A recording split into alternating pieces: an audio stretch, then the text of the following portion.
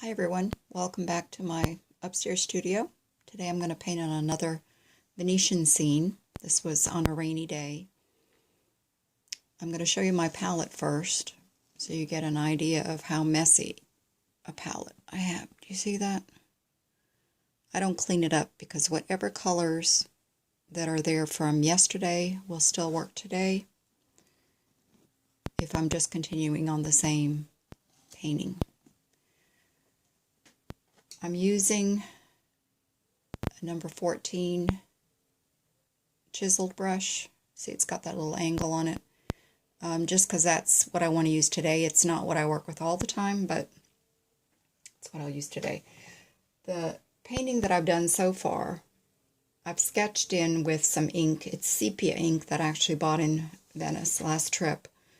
And I've put a little bit of color down, but you can tell that in the photograph I've got darker and more vibrant colors. So sometimes, in order to help me not paint every little detail, what I do is I actually turn both the photograph and my painting upside down so that I can just see the shapes and not look for the bigger picture.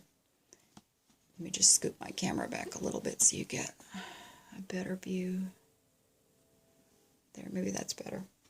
All right, now you can just see darks against light. So that's what I'm going to go in and paint, is just some darks. Starting out with some burnt sienna.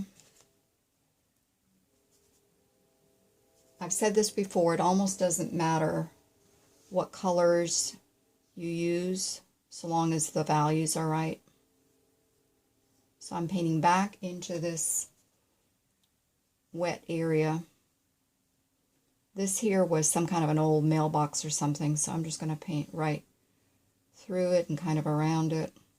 This here has a purpley tone, so I'm going to get a little purple and a little blue and just brush it in. Do you see?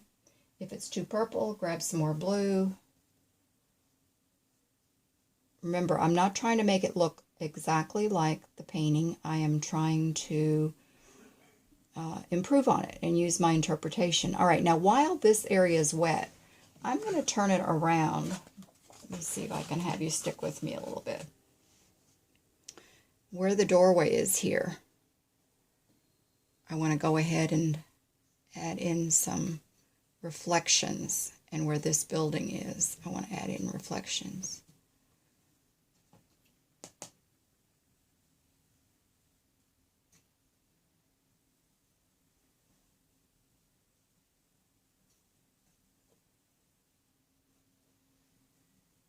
Get rid of some of that purple, pull it down. There we go. And now I'll add a touch of red where I think this umbrella is reflecting, right here, just for interest. Get some clear water, pull some of this down so it doesn't puddle right there. Okay. Let's turn it back up, upside down.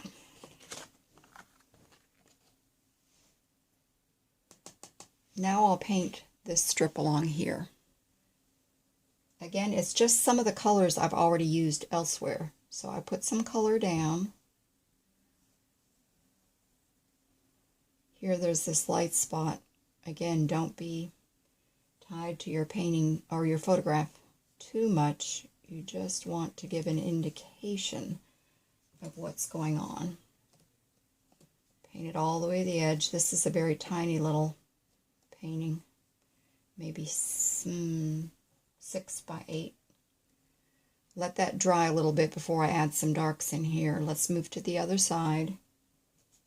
This here makes me feel like there's a little more blue. Oops, that's really turning out green because I'm putting blue over yellow. So let me switch over and add some of the purple right in here. There, you see, that feels better. That's what I do. Never panic. Just do what feels right. Pick up some of this that's dripping. I've got it on an angle. Do you see how that line forms an angle right there? That's to give the illusion that the building is going away from you, whereas these lines go this way. See that? When you paint upside down, you really can see a lot better than you can. You can see the shapes a lot better. Let's put it that way.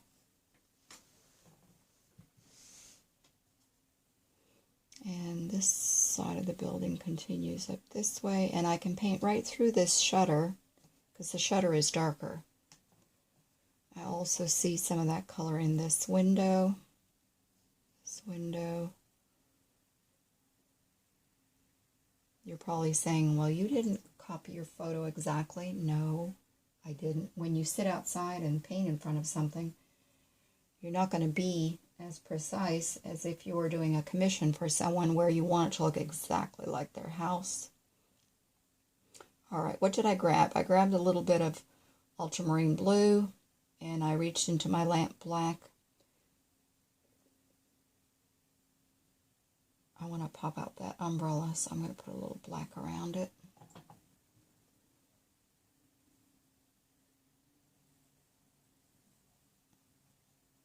Lamp black's kind of a browny black.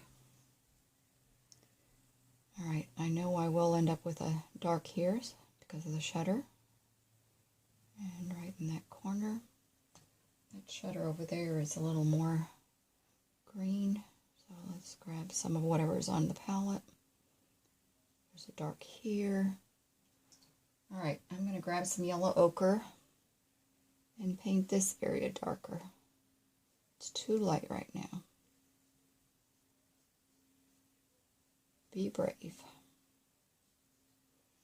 Picking up some water, thinning out this section.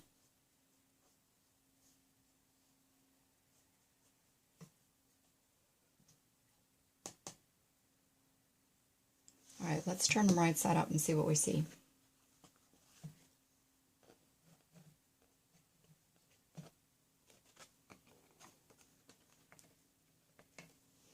All right, let's work on some of this beautiful Boston ivy.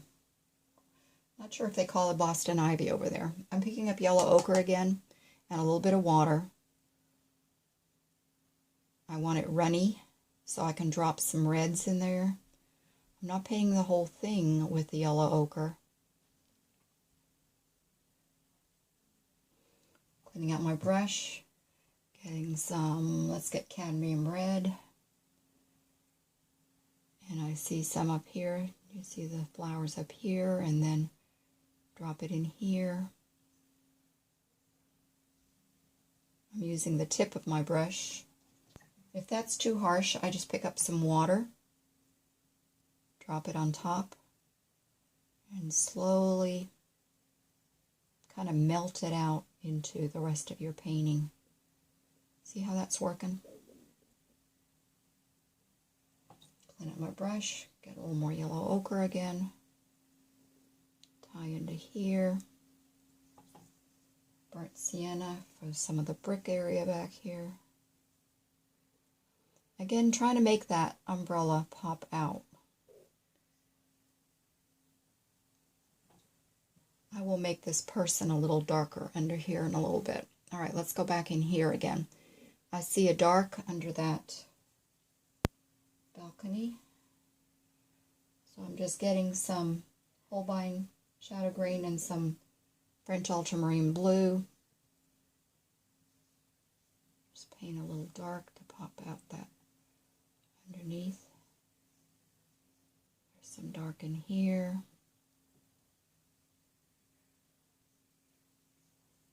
Some up in here.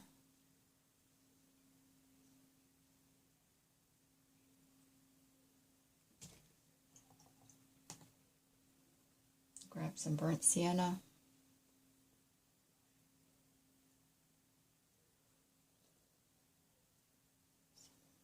Burnt sienna in here. See, it's dark. We can't really tell what it is as part of the window, but it doesn't matter. Some curtains there I want to work around a little bit. Let's see what else.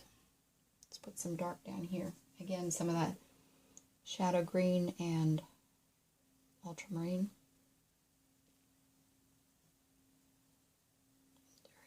There's some darks starting to come together. All right, I'm going to hop over to the other side a little bit. I don't like to work on one side to completion. I like to kind of balance it out. If I'm working one section a lot, I want to bring the other side up to speed, so to speak. This wants to drip. Add a little of the lamp black into my shadow green and ultramarine, just to get another nice little dark in here.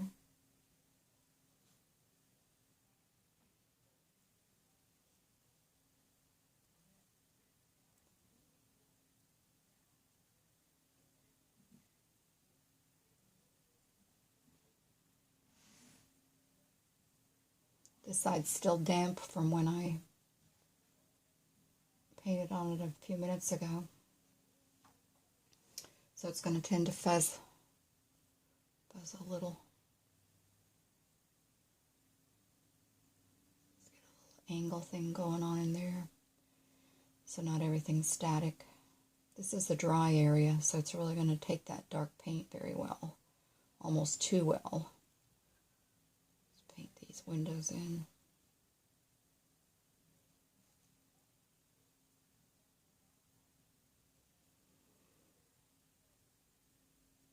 All right, this area is looking too white, so I'm going to pick up something. Let me see. Pick up some of the green that's staying around on my palette. This is an olive green.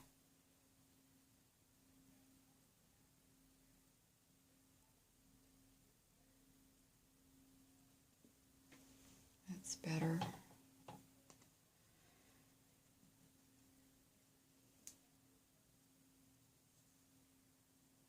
I'm going to pick up some lamp black, some of the shadow green, and a little bit of a violet that I used here, just to darken some of this where the reflection can hit.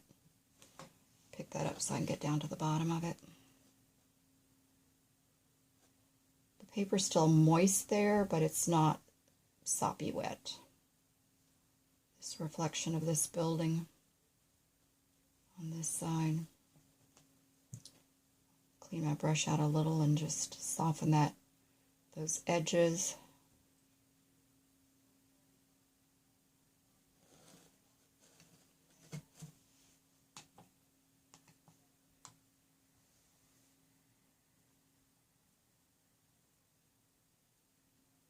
Sometimes I make up things as I go. Looked like it needed a little texture there. It was a little too perfect. Let's do a little at the top too.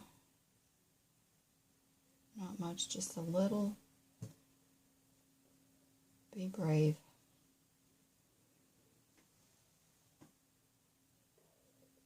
All right, this side I want to darken, so let's go in there. Some of the dark that was on my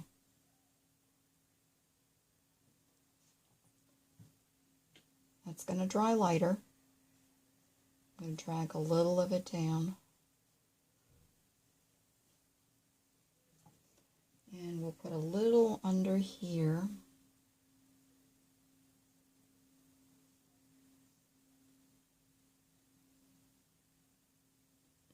That's a laundry line, which I will emphasize later with maybe a little more pen and ink. All right, now I'm getting the feeling that I wanted, which was it had rained. It was probably still drizzling a little bit, but the cloud cover up above was starting to allow some of the sunlight to hit the upper level. Down in the courtyard, it was still wetter feeling and a little more dreary. So I kind of like what I've got right now. I will probably let this dry, and then I'll go in and put a few little details on this person's trench coat that she was wearing. If I hold it up here, maybe you can see it. There's that person, see? All right, thanks for stopping in. Hope you'll come back.